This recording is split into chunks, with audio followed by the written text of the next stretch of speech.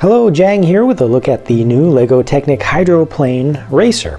And it's pretty obvious what it is just from looking at it, just at the initial first glance. I'd say they got the overall proportions and the overall positions of things pretty, done pretty well here. The size of this set is modest. It's not one of the really small Technic sets, but it's not too large. However, for its size, I think they got a lot of action built into this thing.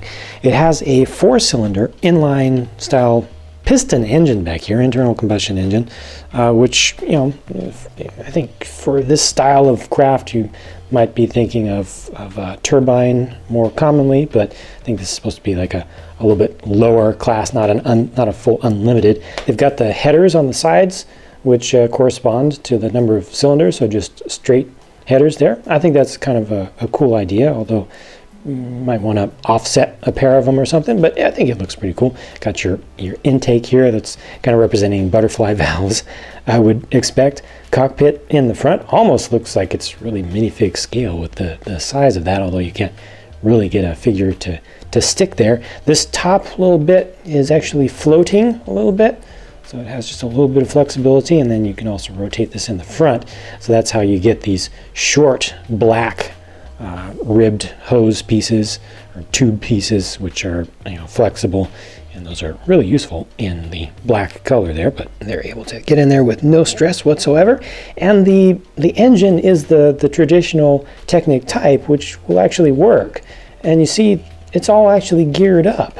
It has wheels in the front, small low profile ones that just aren't very obvious at all. It's just the thin pulley pieces, large pulleys with tires on them, and I think that's just really nicely integrated. So the thing is nice and close to the ground. It doesn't actually float, but nice and close to the ground, and as you move it over any kind of surface that's not too bumpy, even something that's pretty bumpy, these tires actually work pretty well.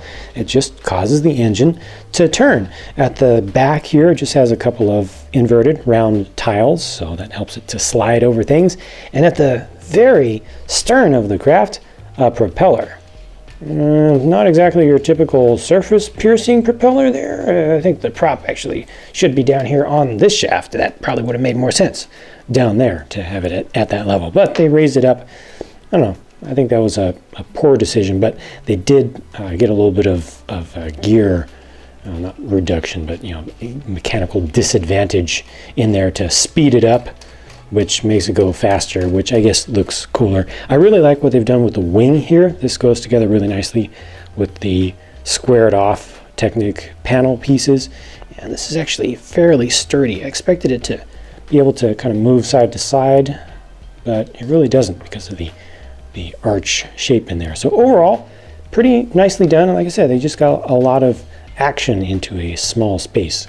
There is an official alternate model for this set, which is in a completely different scale. It's another different type of boat, and you can see that these are now used as seat backs, so that's a very, very much larger size overall. This is supposed to be the throttle control right here. It's just a different thing. I think it doesn't look quite as cool. I'm just personally not very familiar with this style of craft.